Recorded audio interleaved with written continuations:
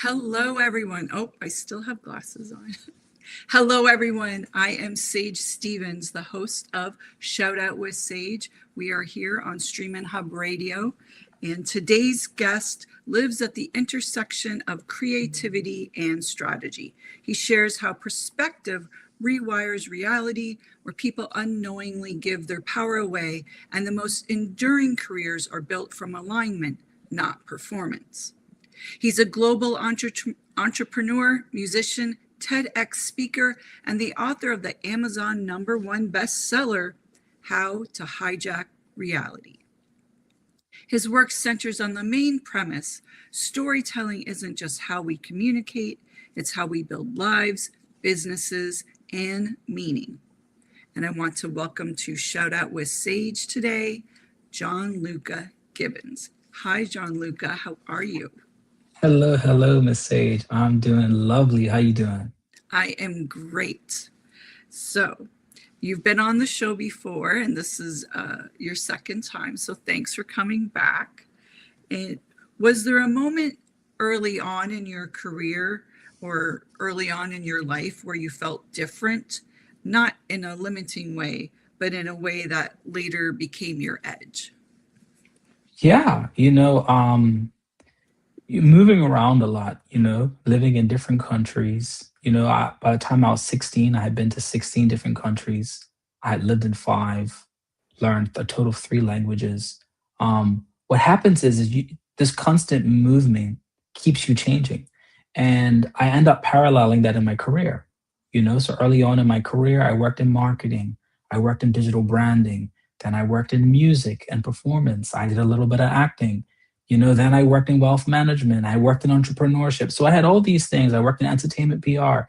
And I would get, a lot of, well, what is your focus?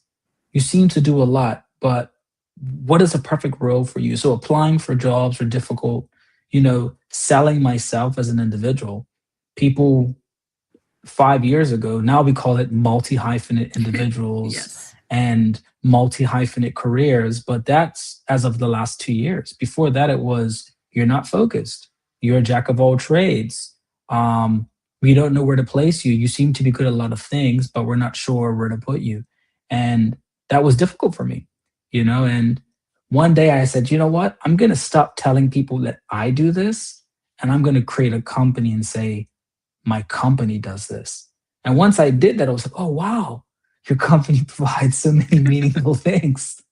That's exactly what we need. Your company's like a one-stop shop. And it's just like, wow, just that one little pivot gave me edge. And then I was eventually able to build a team of individuals around this sort of multi-hyphenate career. And because I put it in a business and because I backed it with a team, all of a sudden it became my edge because all these anecdotal skills that I had together provided powerful storytelling and business development strategy. And Yes. Yeah. Yeah. in I many ways, experienced. Sorry. Go ahead. no, I said in many ways that gave edge to how I started my company. Right.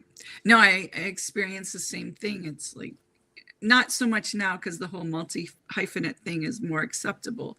But at the time, I remember, yeah, it's like, well, you have to pick just one thing. People can't accept that, just pick one thing.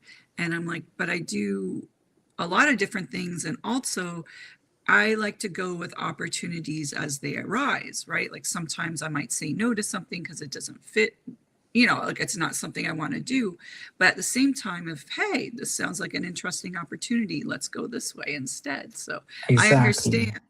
I mean, I know you play saxophone, you're amazing, and you have your business, and now you're a writer. So yeah, it's probably hard for people to put, people want to put you in one place, and I find people want to label you, they want it Right.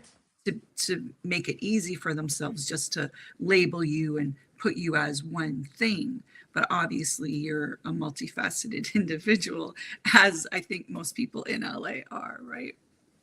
So, with your book, Hijack, how, I mean, the title itself is How to Hijack Reality. That's a Yeah. very bold title. Where did that come from? Sure. So the book is truly it's written in a narrative form. There's philosophy in it.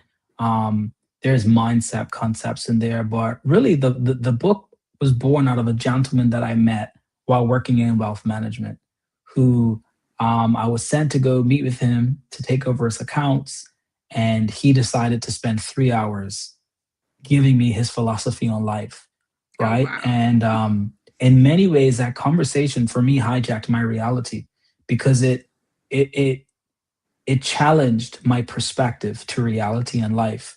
It challenged my perspective on myself and my own identity, and it was very different from what I had considered before. But I couldn't prove it wrong, so I decided to believe it. And for 2 weeks, every day something happened that validated that conversation or further proved the concepts that he had informed me. And then I started realizing that little bits and pieces of what he had spoken about had shown up in my life previous to that conversation. It just hadn't been put in that congruent sort of way. And um, after about 2 weeks or so of that, my assistant at the time was like, "Look, you keep talking about this guy and these ideas. Just write it down. Just write down your thoughts." And I sat down on a Thursday, and for 2 days straight, my calendar either rescheduled itself or canceled. And for Oh, two wow. days straight, I just wrote. And the first draft was born. And really, the concepts of that book have helped me to hijack reality. And that's what inspired me to put it in a book and to share with other people because these are concepts. Now, I'll be honest, I can't tell you exactly how to hijack your reality, right? Because that's very much a personal journey, right? Mm. But what the book does is provide the perspective and frameworks to position people um, to hijack their reality. What was the hardest chapter for you to write and why? I didn't really write this book in chapters. Okay. It kind of it was a flow, right? Mm. And then as I read back, when I felt an idea was packaged, I would say this is a chapter, and then I would go and say this is a chapter. But I would say the hardest to write um, was the reflection at the very end of the book. Because I wrote the book, it was about 11 chapters and it sat for a year because I had a Oh, sense of wow. imposter syndrome. I was like, I'm writing this book, How to Hijack Reality, and I don't feel fully connected to the reality I'm living. So it feels hypocritical for me to release Mm. this book. So I applied the book for a year and I began to hijack my reality. And it was in that moment that I felt the need that the book is not finished. And there are a few answers that I need to these questions. And I met different individuals. I asked the questions, and it was in that moment that the reflection was written. And that was the hardest part because for me, it was the validation of all the previous material. And it wasn't until I embodied the book that I could even write that last reflection to conclude Mm. the writing of the book. You mentioned imposter syndrome, and I think we all suffer from that, some people more than others. How did you overcome that? By applying what I wrote. Mm. I said, someone can call you an imposter if for some reason you feel you don't belong. But once I embodied the book, and when I say I hijacked reality, I mean, when I first started writing the book, I was working in wealth management. I was, consulting this private equity startup. I was doing part-time sales for a technology company. I was kind of doing all these things. And in January of 2025, I quit everything. I Oh, went full wow. time. I went full time with my company, Sydney Palmer. And I would say within within 4 months of quitting, I had tripled my income. You Oh, know, wow.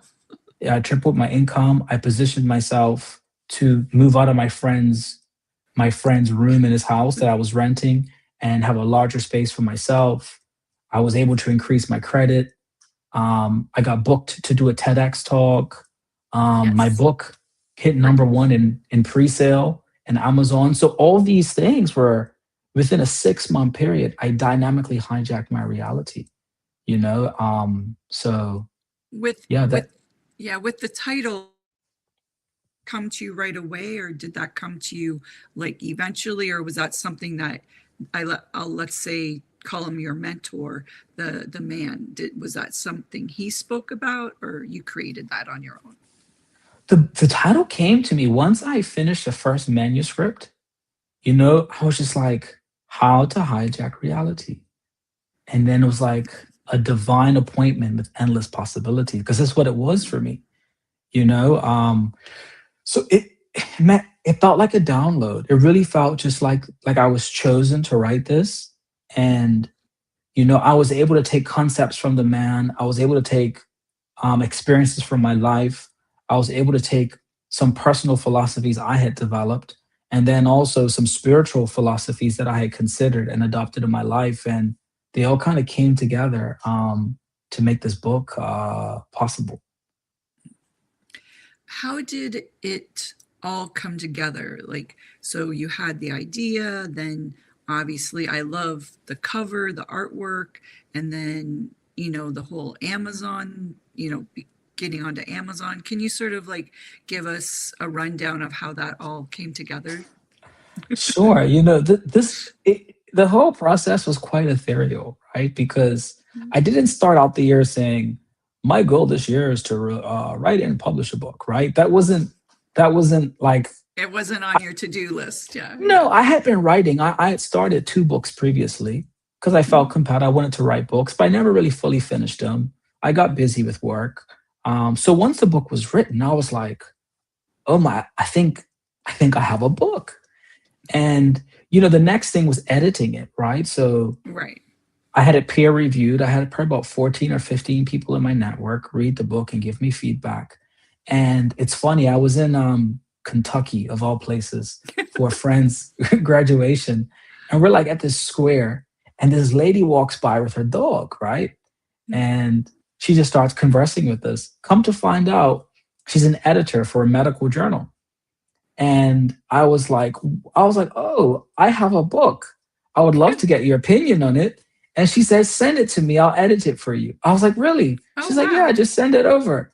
So I let her know. I said, it's not that long. I don't remember how much words it is. But she said, no, send it over. So I send it over to her. And she takes forever to get back, right? And I'm like, oh my gosh, this lady's not going to edit it. And I was like, I've got it peer reviewed. It's good enough, right?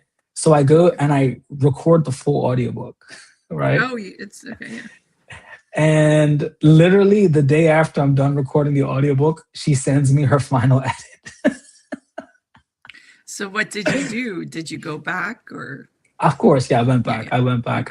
I scrapped what I recorded, but that got my book professionally edited. Right. Then my good friend connected me with a self-publishing coach.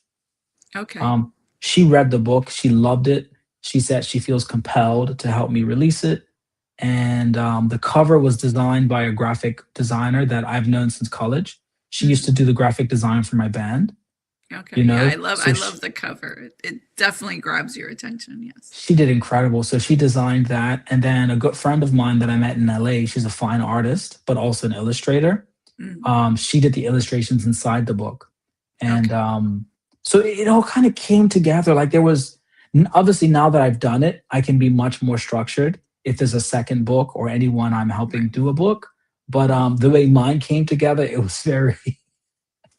It was very ethereal, yeah. Right. So with the self-helping coach, did you mention how you found that person? Yeah, so a good friend of mine, he's a celebrity chef, and he was working on a cookbook. And he was like, look, it's this lady that's been helping with my cookbook. She's incredible. You should work with her for your book. So I set up a meeting. We were going to work together. And then she said, I read your book, and you have written things that I've been trying to explain in a way clearly that I've never been able to.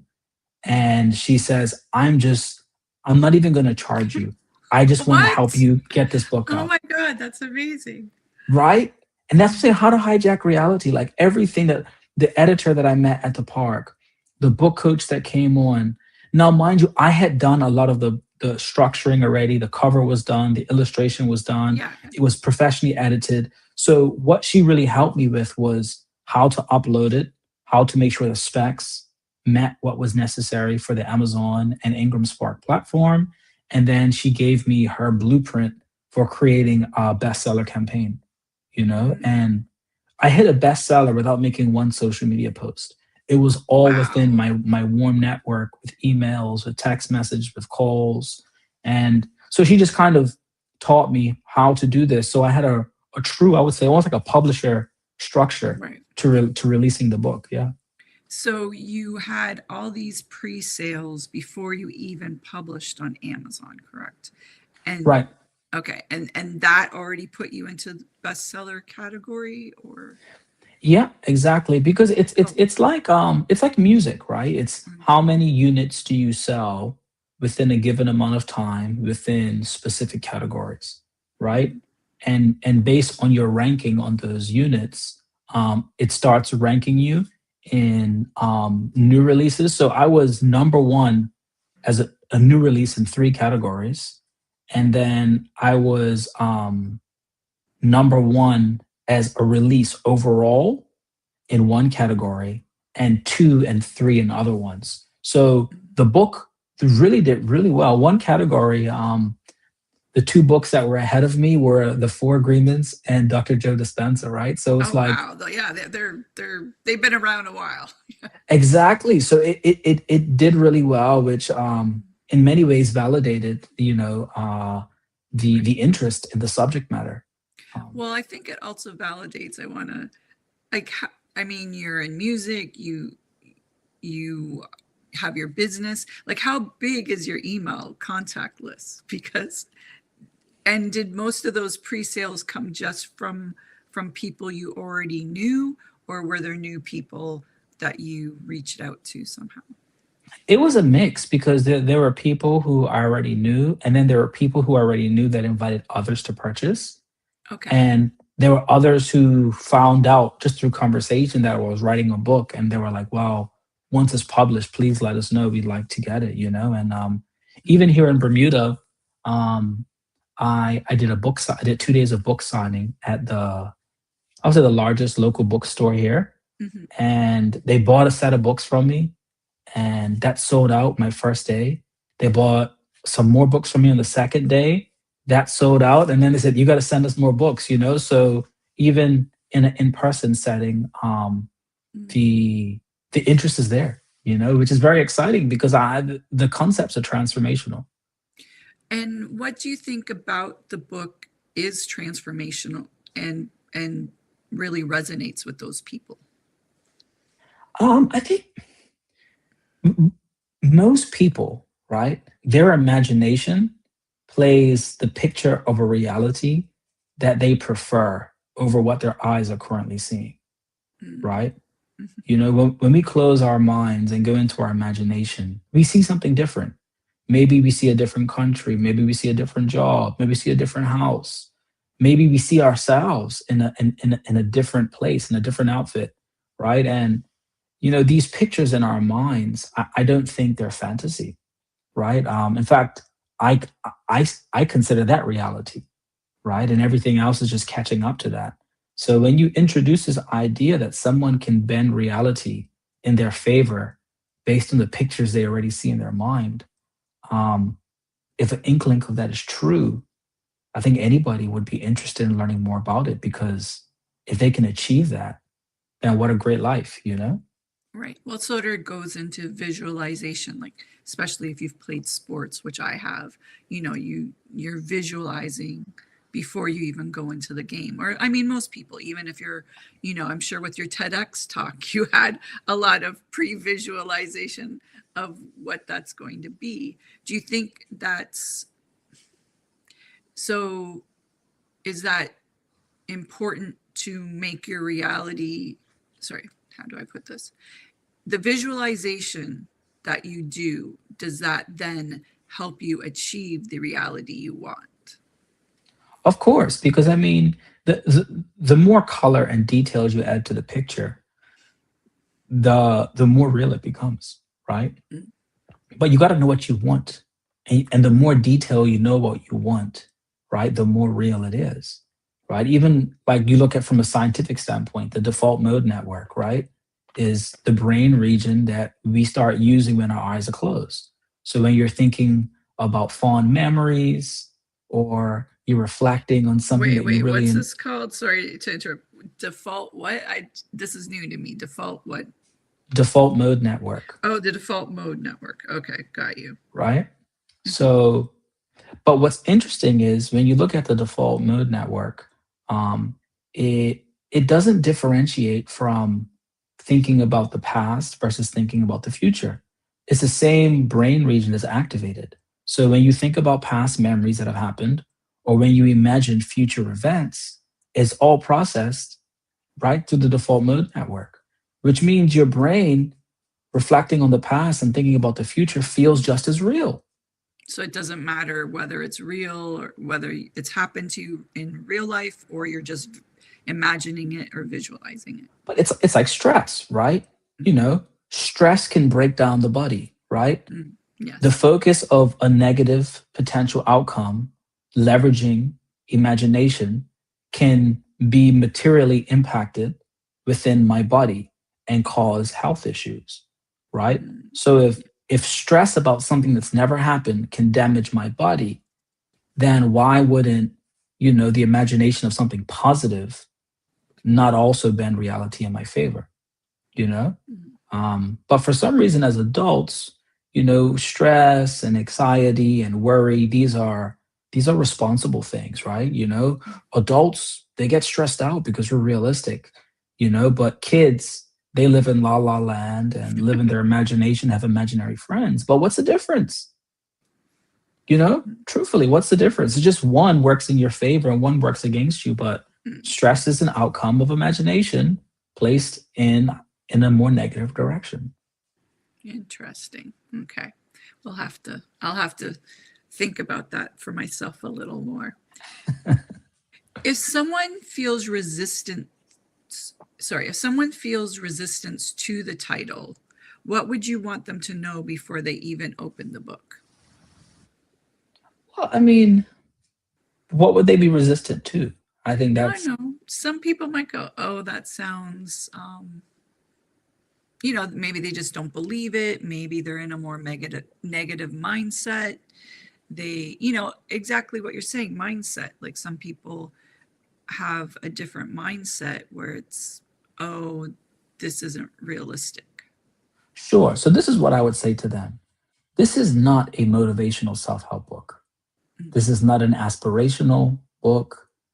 I don't have anything for you to repeat in the morning, right? It's not one of those type of books, There's no right? mantras to say. There's no mantras. This is not a motivational book. It's not about that. It's truly philosophy captured through narrative, and I would say almost parable and some scientific case studies. But it's draped in a very conversational way. So I would encourage them to, truthfully, you don't even really have to read the book with an open mind. It's written so objectively, it's going to challenge your perspective. And because of how it's placed, you can disagree with it, but it's going to be very difficult for you to prove it wrong, right? Because I believe in laws. I believe in the laws of nature. I believe in the laws of success, right? I believe in the laws of social interaction. There are certain activities that you do that produce outcomes, and those outcomes are void of your motivation, of your inspiration, or your intention. If you do it, this will happen, right? And I think that's very similar to perspective. The way you perceive things will affect your experience and the outcome that your experience produces with it. And that's what how to hijack reality is all about. It's in the philosophy of perspective. And perspective is based on laws. And it could be spiritual law, it can be biological law, it could be emotional law, right? But yeah, so you could not like it, but it's not going to change anything. All I'm trying to say is you liking it or not liking it doesn't change its reality. You can just choose to participate. I guess The only thing it changes is it's how it affects your life. But it'll continue existing regardless of someone's Right, like or right. dislike for it. Yeah. Were there any parts of the book that you hesitated to include, or like how did you go about the edit? Like what did you include and what did you take away? Sure. I think the chapter, The Law of Outcome, I Mm, think that one is could be pretty controversial. In fact, my father, he's a retired minister of 40 years, okay. and in the law of outcome, it suggests that, good and bad Mm, are just perspective. The only true law is outcome, like a cause and effect, right? And that presents a huge moral issue, right? right. Well, there's good and evil, there's good and bad, and yes, you're right, but they're also highly subjective to the outcomes desired by those on both sides of it. You see it in wars and Right. um, right? And I think with that chapter, I'm not trying to say there's no good or bad. I'm not trying to say that good and evil doesn't exist. Mm, All I'm trying to say is that regardless of your perspective, there is the law of outcome. So when you're looking in the side of how to hijack reality, um, hijacking reality is outcome focused, right. right? Actually, it's interesting that you say this because I recently read something and I forget who it was, so I apologize for not knowing. It says that, yeah, whether you're good or bad doesn't matter. It's the clarity of your vision and going through with that matters. So I thought that was really interesting because, you see, or as how you mentioned with wars, or, bad people that are successful, people that you might dislike, or, they're up to no good and they're successful. So I thought that was, when I read that quote, yeah, it really resonated with me and gave me something to think about because I'd never thought about that before. So, Because it gives accountability. I grew up in a religious home. I still hold to a lot of the faith that I was given growing up, but I also hold to another mindset as well, which is a mindset of accountability. Good things don't happen to good people, right? Good mm, things happen to everybody and bad things happen to everybody, right? But the productivity you drive has a strong potential of leaning the amount of good and the amount of bad that happens to you, right? It doesn't determine it. You can still do a lot of productive things and bad things can still happen to you. But it's like successful people say, I work hard to increase my chances of luck, mm, right? yeah, So it's this concept that hijacking reality. Now, being a good person is good. There's karmic energy and all these sorts of things, right? But if I'm running a business, I need a good product, and being a good person can help me with my relationships and my partnerships. yeah, But ultimately, I need a good product that meets a need with a large enough market share at a price point that can be afforded by those who are willing to pay, mm, right? My good deeds may not necessarily have a huge impact to that outcome, but they definitely do help my experience and my humanity throughout that process, right? right, right. You mentioned that storytelling is important to business. Can you expand on that? Sure. I mean, let's look at history, right? History is all based on story and narrative, right? Why would Napoleon want to be painted on a white horse and not a donkey, right? Because Um, yeah, donkey right, doesn't really have the same pizzazz, doesn't have the same gravitas. Yeah, not good. storytelling. Why did monarchs want these glorious paintings of themselves be painted? So when people walked in the courts, they would perceive them in a certain way. Right. Why did the Greeks invest so much in statues, and why did wealthy people constantly patron artists to develop and paint walls, and why are churches Catholic churches covered with gold in the back and all these tall, because storytelling matters, right? I mean, you just see it. You walk in and the message could be subpar. I don't understand Latin. I'm not a big fan of Gregorian chant, but just the atmosphere of the space makes me think I'm somewhere holy, right? And I'm not saying it's not true. I'm not saying these churches aren't holy. I'm just saying storytelling plays such a big part in it. So when you look at propaganda, when you Sure. look at Yes. like in Germany, right? Hitler. Why was propaganda in these books and what they published and the Hitler Youth, and why did they get them so young and train them? Because if they could sell them the story, it doesn't really matter sometimes how inhumane the outcome may be. If the story perceives what they do for a greater good and it's ingrained in that person's psyche, they're capable of doing anything, which empowers dictators to hijack reality. Or Nelson Mandela, he endured all these years in prison to come out and still be a humble man full of peace. But that story made his words so much more powerful because of what he endured for a cause. Right. And he was able to pivot apartheid in South Africa, right? Mm-hmm. Storytelling.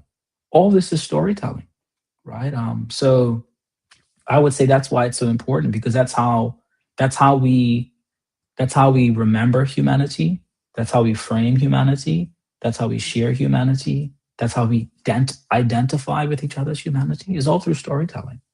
And sometimes if the story's good enough, the product can be horrible. And there's a guy, an Italian sculptor, who sold an invisible statue for a few $1,000s. It was literally a platform, and he said there's an invisible statue on top of it. And the story was so good, somebody bought it in auction, right? So. Oh God. Okay. Yes. The Emperor's New Clothes. Got you. So with that, your motto is, we tell stories for a living so that our dreams can live forever. How does that translate into measurable impact? Sure. I mean, measurable impact. Let's see a story that really, Or really, how can really. someone themselves make it impactful?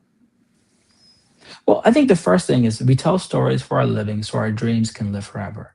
The first thing is, what story are you trying to tell, right? My story is, I believe entrepreneurship is going to save the middle class, right? That's a story that I believe. I worked in wealth management. I started seeing all my middle class clients cancel their policies, liquidate policies, reduce their policies, find out what more liquid investments they have, how can they reduce their time horizon, all these sort of things, right? So I was like, okay, we're losing our middle class. And I think entrepreneur can save that. So if I can tell that story, right? How can I make my dreams last forever? Well, I find a bunch of people who now, instead of exchanging their time for money, exchange their story and skills for wealth. And now I can change life forever, because that's going to impact their children. That's going to impact their children's children. We'll get more innovation in the market. People will be more specialized in what they do, rather than just kind of focused on different things based on who's desiring to hire them. People have a more purpose-driven life, because now their work and their outcomes are tied to their stories and their natural skill sets, right? So we tell stories for a living so our dreams can live forever. How is that measurable?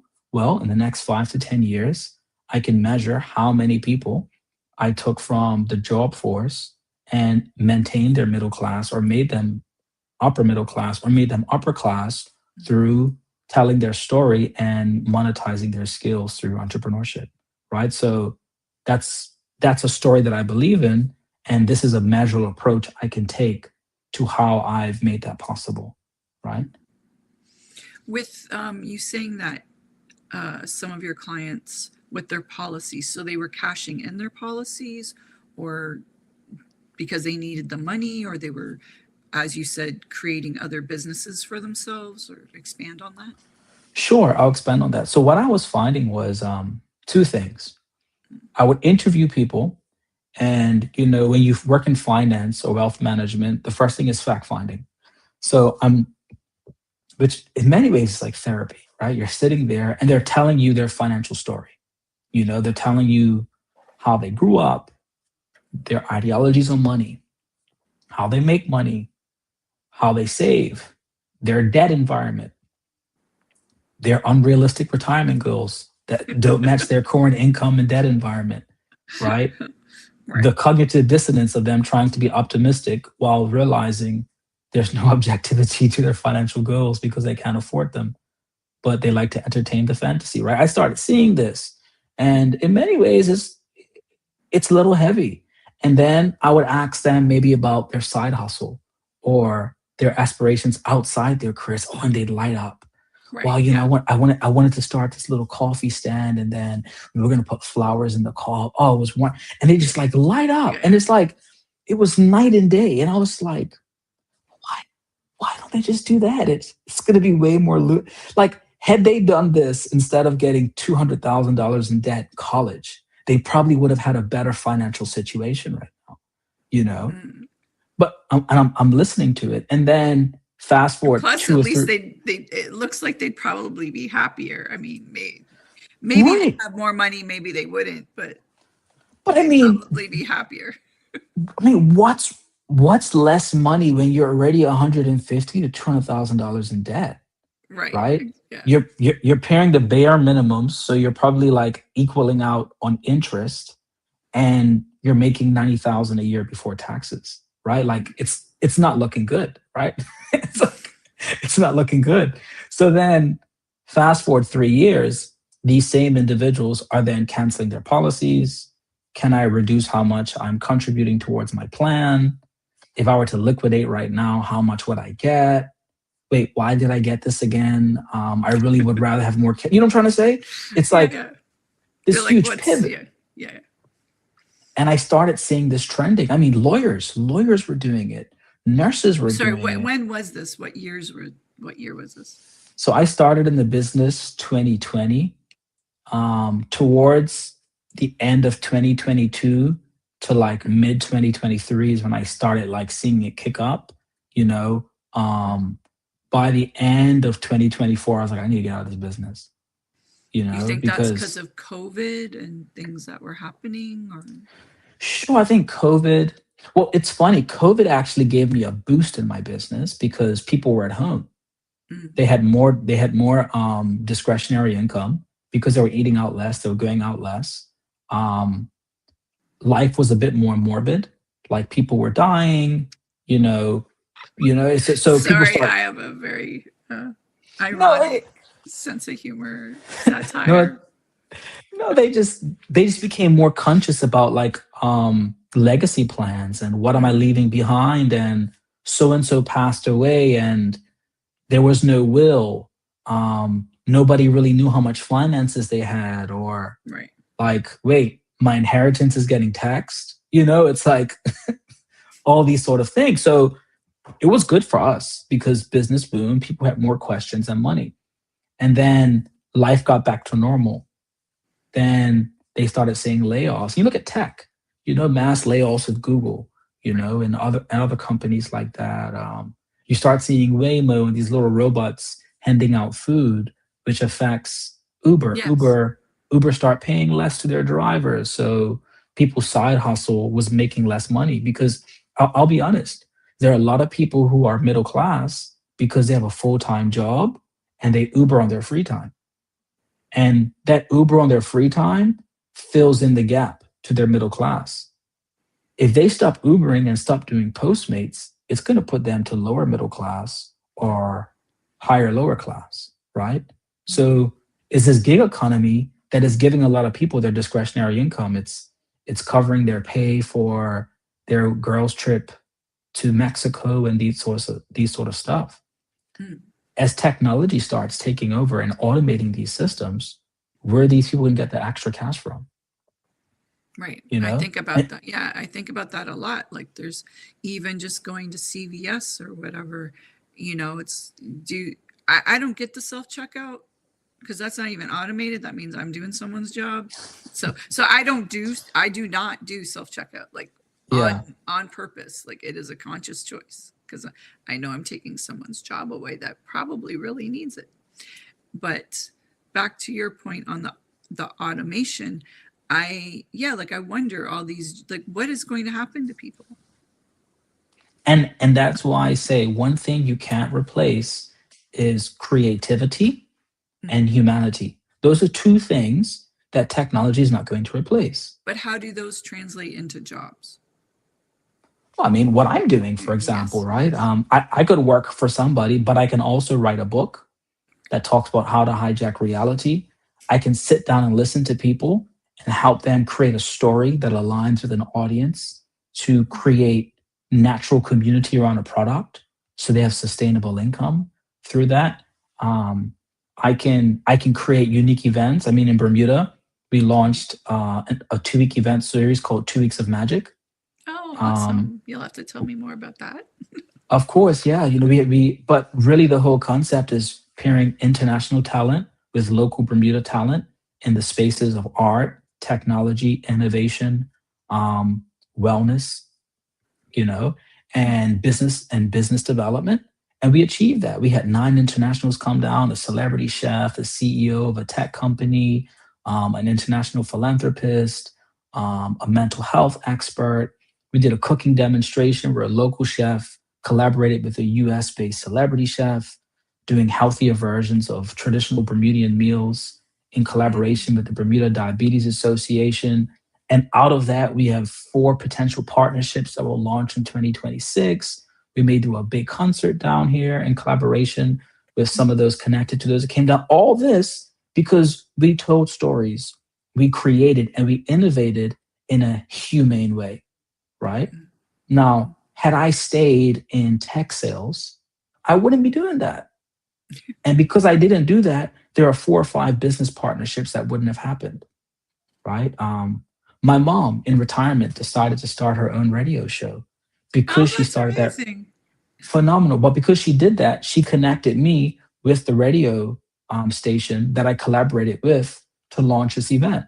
So because she decided to tell her story, Mhm. I was able to connect and create business that then created more business, right? Mhm. So Right. from one person's decision, we now have international business partnerships that could lead into impact funds, entrepreneurship funds, a 2 week convention event series. It's been endorsed by the leader of my country who Mhm. presented awards at our award ceremony and attended The 2 events, right? the prime minister, The premier. the premier. Sorry, yeah. Yeah, Okay. yeah, the Okay. premier Bermuda. So Okay. that's a perfect example, Okay. and what's your unique purpose on this earth? And how is that unique purpose attached to some level of developed skill set or professional experience? If you can answer those questions, you probably have enough to be an independent contractor. Right. Yes. What's the biggest storytelling mistake brands or creatives make when they try to scale? They lose touch with their authenticity. Um, Mm. going, it's going big. Going big isn't always the best if you don't know how or why you're going big, Okay. right? Um, Now, I don't work at this level yet, but like it's kind of when a private company goes public, Mhm. right? I'm listening to this book right now called The Infinite Game, and it talks about Patagonia, right? Mhm. And how they focus on being very sustainable. They're very honest about the waste they create. They even put out an ad once saying, "Don't buy this jacket because it creates more waste than benefit than it does." Just being Mhm. transparent about, Wow. the imprint that they make in the environment with production. But they're a private company. If they Right. go public, they can't do that. No, they have stockholders to make happy, so They can't that do would that, not go well. Yes. right? So that's where storytelling becomes very, very important. When you make decisions, do we go public or do we stay private? Do we do this merger or do we not? But let's go at a local level. Strategic partners, right? In storytelling, I sit in a lot of meetings negotiating people to partner with. Just because they're a celebrity doesn't mean they align with your brand story, Mm, right? right. You know, I get that a lot because people reach out to me for sponsorship or even just like on my own personal brand to represent or do a little social media post. And yeah, like it's really important that you align with the company. And it's, I can't always say yes to things because I just, I, I can't put it out there that I like this when I don't, or like I don't, abide by what they sell or something. So yes. that's it. I think authenticity. As you scale and grow, just make, and it's okay to change. You can adapt. Just be authentic. If your story starts losing authenticity and there's more strategy in your story than there is authenticity, it's eventually going to corrode, right? Mhm. Like Yeah, I think people people can tell, right, that you're not. people will wise up. Yeah, people will wise up. Definitely. Well, you were saying with yourself, so you left the wealth management, you were writing the book, you put the book away a little for a while because you felt like an imposter. Then you went back to the book, and then you were saying that you ended up 3xing your income. When did that sort of happen? Like in that trend, like when was the transition there? Sure. So, I risked a lot in 2024. Um, I was investing a lot of my time in a tech company that I was a co-founder in, late stage co-founder, and then I was also working for carried interest on a startup private equity fund while um, doing. I had like one client that I was maintaining with Sydney Palmer, but it was part time, right? So I was kind of spinning these plates, right? But these plates I was spinning were high risk, and I was literally just getting enough to cover my expenses so I could continue investing in what I thought I wanted to build equity into, right? So I was sweating into a lot of equity opportunities or carried interest opportunities, right? Which kind of benchmark my income because sometimes you got to pick one or the other, right? If you're trying to scale, if you're trying to get skin in the game, you either come in with capital or you come in with sweat, right? Right. And based where I was in my life, my best option was highly skilled with a lot of sweat potential, right? So I leveraged that, but by the end of 2024, I was burnt. I was like, I don't feel connected to these opportunities. I don't foresee them giving what's being promised to me. And I was losing myself in the process. And that's where I talked about like I had to hijack reality. So I forfeited what was there. I had my one client. I maintained that. I got a second client. Then I got a third client. And then I got some like other one offs that were kind of coming in consistent. And by the time I hit that place, my calculation from what I was making in, I would say, summer of 2024 to summer of 2025 was a 3x increase. Hmm. Did you Yeah. change like your business or like you were still doing the same thing but working Oh for no, yourself? Like what did you do? I exited the tech company that I was a Mm. co-founder in. So I took an early exit, and usually exiting sounds very attractive. It was not that attractive. I just left early and tried to get what I could get for as much time I put into it. Um, the private equity company folded because the GPs couldn't see eye to eye. I quit and relinquished all my licenses in wealth management and insurance. So that's what I did. I literally just centralized in Sydney Palmer and said, okay, I'm going to ideate. I'm not a marketing company solely. I'm not a social media agency. I'm a strategic storytelling consultancy that focuses on business development, right? That's what I ran with. And I scaled my retainer clients with that model. And that's what allowed me to 3x my income. Okay. Was that scary for you? Like, and how did you approach that? Like, did you give you just were so unhappy with the other, you're like, I don't care what happens? Or did you have like a strategy, if it doesn't work out so well, I'll go back? Or like, how did you approach letting go of that other life, more or less? Well, I would say this much. I hated my previous life, right? And that helps, right? If I'm frank with you, like I was unhappy. I was Right. unhappy. I was unfulfilled. Um, I started resenting decisions I had made, and I was like, "This isn't good. This is not my usual self. This Right. seems counter to my like resting character, you know." Um, Your so resting, yeah, your resting face, and I got you. exactly right. This is not where I sit neutrally. So I remember that, and like I had moved to New Jersey. Actually, I left LA. I What? was in I New did Jersey. not know this. How did you not tell me you left? You I didn't didn't tell tell me. anybody. I just kind of just evaporated, you know. Oh my God. Um, I had Okay, so wait, family when did you go to New Jersey? in February of 2024. Okay, good to know. Okay. Yeah, And you're now back in LA? yeah. It was only for eight Okay. months, but I Okay. just needed to leave because once again I was unhappy. So that I was already unhappy. Mm. I left in February 2024. I just basically my cousin had like this basement studio sort of like situation, and I was like, I'm just gonna stay here and figure out my next move. And I invested in all these other companies that I was focused on.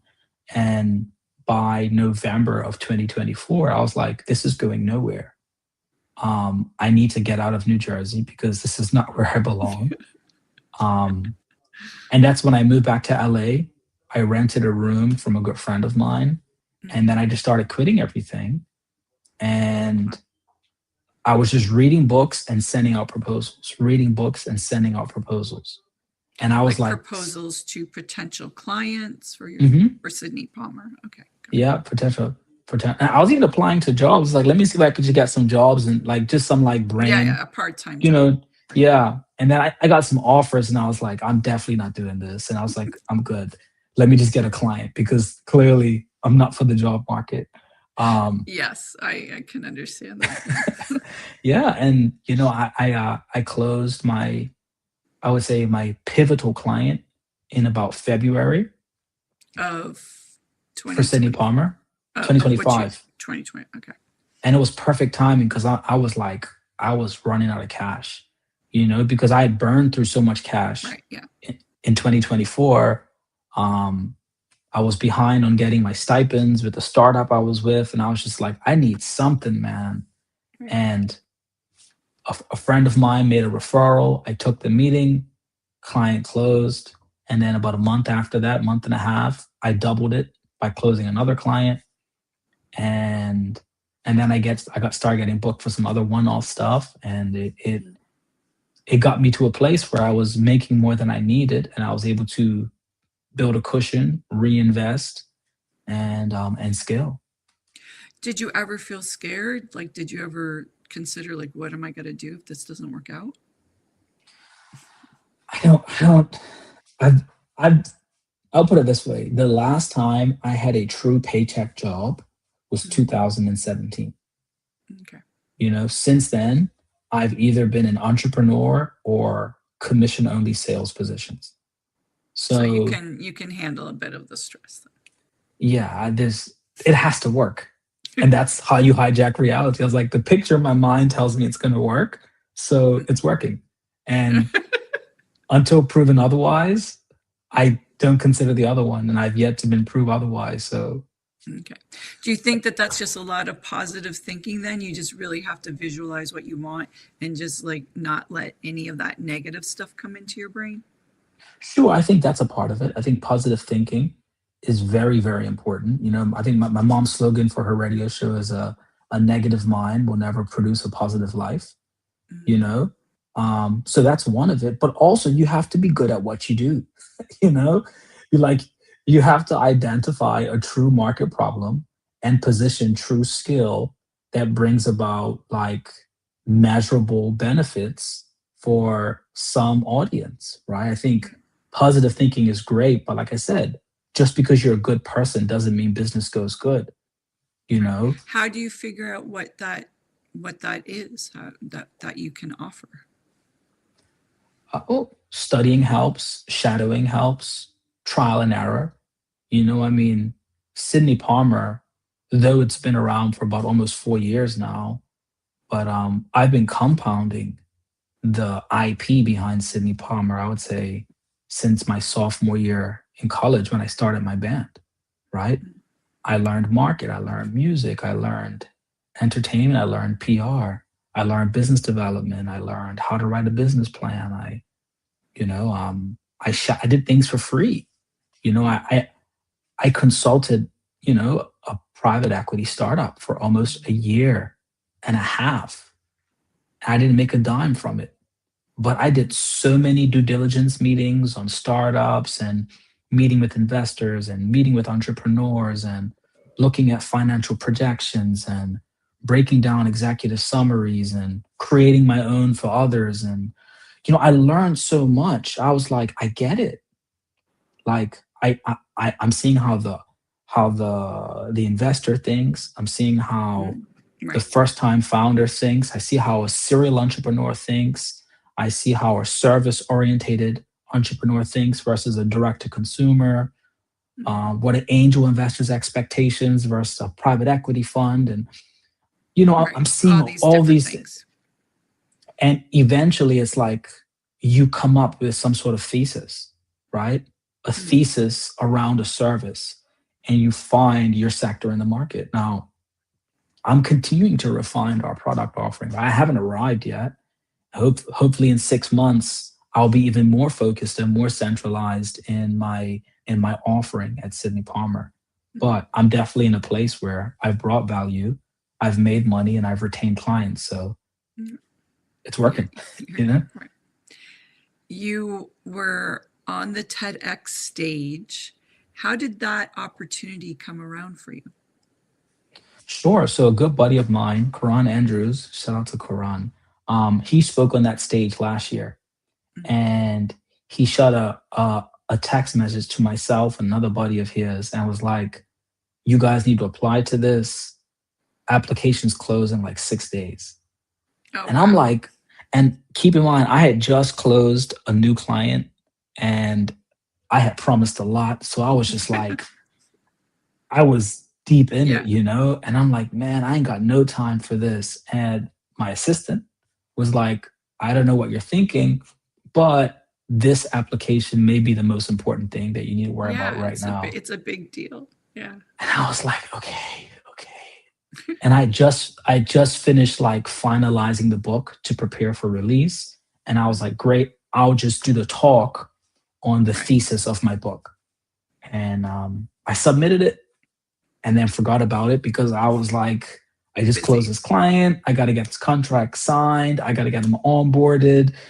We need meetings. It's like, and I got the call back.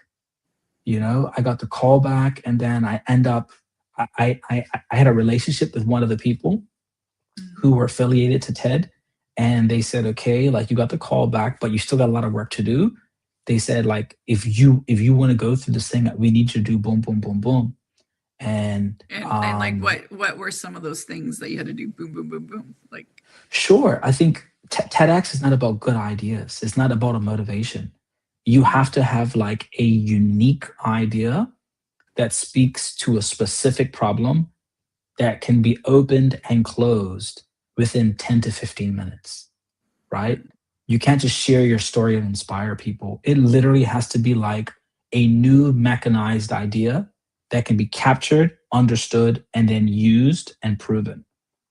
And I was just like, flip, that's a lot. And you only have 7 minutes in that interview to display that. And you have to introduce yourself. You have to present the idea. You have to give scientific proof that your idea is not just aspirational or spiritual, but it's backed by scientific data. And then you have to bring it home in a semi inspirational way while making it feel conversational because it's a TED talk, not a TED dissertation, right? And you Yeah, got you don't want 7 people like snoozing in the audience. exactly. And you got 7 minutes to do that. And by the way, your callbacks in 4 days, right? Mm. So I was like, help me, God. It's a little hot in here. I was like, gosh. So yeah, man. But it worked out and it was divine timing because Right. funny enough, I was able to release my book the Friday before the Saturday of my TED talk. Oh wow, that's great. That's very serendipitous. It is. It Yes. is. And I was able to stand on that stage knowing that I had a #1 bestseller. Mm. Did Right? that help? Did any of your imposter syndrome creep in before going on stage, or I'm gonna even tell you this. in the yeah? Go ahead. TED prepares you for that stage. Mm. Like you are not gonna make them look bad. Right. So, Well, yeah. you know, it's rigorous. I think for about 3 months, yeah, about 3 months, we had like 3 to 4 hour weekly sessions where you were cross-examined by the TED board and the other speakers on your talk. Oh wow. And now you don't have to join every single meeting, but at least twice a month you're in these meetings and you're getting cross-examined by no less than 5 people each time. you know Oh wow. So so they're just testing you on your idea or what you're saying. everything, your idea, your story, your delivery, your focus, your scientific data, how believable it is, if it connects, if it doesn't. Like literally, I'll be honest, my preparation for TEDx was more rigorous than the writing of my book. But it was so good because by the time I stood on that stage, Right. You were on it. Yeah. man, you could ask me anything about my idea. I was ready to go. But since it's a talk and like there's not a Q&A after, you're just up there, you talk and you leave, correct? Yeah, So but they go so ahead. why do they do the asking all the questions? I guess it's just making you define your idea more clearly. Is that why? Because you have 10 to 15 minutes to inspire the world, Mm. right? So they want to make sure that you sift and get to what you're trying to get to. Mm. Because once the talk is done, there's no coming back. There's Yes. no anecdote. There's no oh by the way, and there's no Q&A to help you clarify. Right. You either get them or you've lost them. And each TEDx franchise wants to produce the best TED Talks because it's a good representation of those organizers. So they're just trying to ensure that you are bringing the premium version of you and your idea to that stage. How it's interesting. I didn't know there needed to be scientific data. Go into that a little. Like, so whatever you're talking about has to be based in scientific data. Yeah, it has to be provable, Mm. right? It's not Your Mind opinion. Valley, right? Like this isn't Mind Valley talk, right? Like we're not. It's though you can, for example, right? Hijack reality in a way is a Mind Valley sort of topic, Right. but I can talk about how Daniel Schachter at Harvard says that the default mode network, right, is used for both imagining future events and past events, right? I can talk about that, right? I can bring in this different information that says, okay, this is more than just an idea. Or I can talk about how, at the age of 5, 98% of kids test at the creative genius level, but when you get to 35 plus, it's less than 5% that get tested at the creative genius level. Why? Because we systematically lose our ability to have imagination, which then reduces our creativity, which then increases stress, and then allows a lot of people to live in a place of lack of purpose or lack of fulfillment, which increases depression rates and And stress. affects health and stress. And then you kind We're of see this going, upward tick. So you kind of we're see just in a circle. how it spirals, right? So Right. I can say hijack reality, but now when I bring this, all of a sudden you're like, wait, there's some validity to this. There's some spiritual, there's some aspirational, but it's also supported by science. And I think TEDx hopes to be holistic in their ideas. So people aren't just motivated, but they're truly impacted by ideas that can transform people's lives. What is the biggest takeaway you want someone to have when they listen to your TEDx talk? I want them to realize, right, that reality can start in their imagination if they choose to perceive life that way. And if they choose to perceive life that way, then they have the capacity to bend reality in their favor. You know, and that's it. And I think it's important because, our purpose in many cases lives within our imagination. And there's no life more fulfilling than a purpose driven life. So if you can allow your purpose and your burning desires to fuel the pictures in your mind, and then you allow yourself to project those pictures onto perceived reality so you can bend them in reality, which will bend reality in your favor, then you can live a life that is more in line with the pictures in your mind. And yeah. How does someone find their purpose? I mean, I think a lot of people struggle with that. I mean, how does someone find what they're here to really do? Sure. My mom told me, she said, Gianluca, if you're not sure what you want to do, then find someone to support who you believe in. Right. And I think that's a good start. Right. If you're not too sure what you want to do, find a cause that inspires you, or find someone you're like, man, I just love seeing them do what they do. Or I love what they do and how that does for someone else. And I'm not sure if that's my thing, but I want to support this and find myself within this process. That's a good place to start. If you don't know what you want to do, then don't make it about yourself. Make it about someone else that you believe or feel some level of attached to. And eventually a spark will come. Right. If the book could whisper one thing to the reader before they open it, what would it say to them?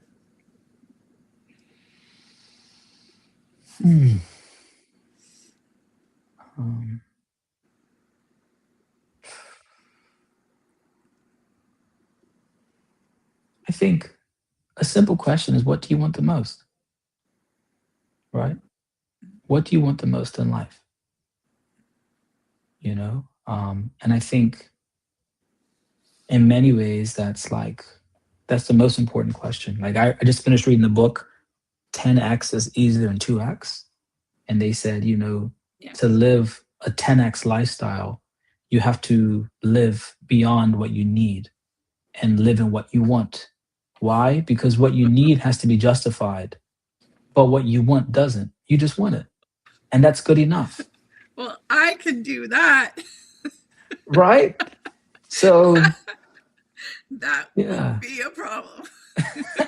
And I think that's it. Like, what do you want the most, right? Because if you're going to pick up a book on how to hijack reality, man, why? And what do you want? What was this book called? I got to write it down. 10x is easier than 2x. Well, yeah, it comes with business as well. So in general, it's easier to get, $10 million than, $2 million or you know what I mean? So exactly. Yeah. It makes sense. What are you working on? What are you working on now? Sure. So I'm continuing to improve the competency of my service offering with Sydney Palmer as storytelling strategy and business development. So always working to improve that, to drive more innovative business through storytelling. Secondly, my book, I think this year, The audiobook is going to be released. It's probably closer to the summer. So excited for that. And then with what we just did in Bermuda, 2 weeks of magic, we're working on our next 2 weeks of events. So it will likely happen the first 2 weeks of December in Bermuda, where we'll have summits, workshops, breakouts, masterminds, a war gala. So just building that, continuing to build that. And I have some other interesting opportunities that have lined up, but those are my primary focuses, really my company, continuing to drive conversation and ways to experience the book. And then this 2 week, we'll call it a 2 week convention experience in Bermuda to foster international collaboration through sharing of stories, culture, and business ideas. Last time you were on the show, I believe you gave a shout out to your father, I think it was. So this time, since this is Shout Out with Sage, who would you love to give a shout out to? I want to give a shout out to my parents, right? So my dad, Dr. Sidney Gibbons, and my mom, her stage name, Cat Wade, and because, they're both retired. But they have not retired from their purpose. My mom has had her own radio show now for a year and a half. She celebrated her 1 year anniversary this past June, and she is transforming lives through storytelling on radio. My father has been writing a book for the last 5 years titled My New Religion is Love, which is complete. He's in the final stages of editing, and he will be a 2-time author come 2026. So I just want to applaud them for continuing to use storytelling to drive their purpose and build new opportunities, not just for them, but for those around them. And it continues to inspire me to do what I do. So shout out to my parents, I think I can hear one of them in the background or someone in the background. Okay, one last, or I have a couple more questions for you, and then we'll wrap it up. I want you to fill in the blank here. Reality changes the moment we realize that, or what, So again, reality changes the moment we realize we can live the life we want. Okay. How do we find you on social media? Sure. I think the easiest is Gianluca Gibbons. So as you see it written here, you just type that in Instagram or any social media platform, you will find me. I'm the only one in the world. That must be nice, because with Sage Stevens, people think that I made the name up, or that there's only one. They think it's that sounds like a made up stage name thing, and it's funny because there's a lot of Sage Stevenses. Like there's a lot, and so I just find that funny. But there's only one of you. That's great. Yeah. So Sage, it's a very cool name, though. Sage Stevens, it's quite a cool name. Thank you. I like it. Yeah. Well, thank you so much for being here today. I loved the conversation we have.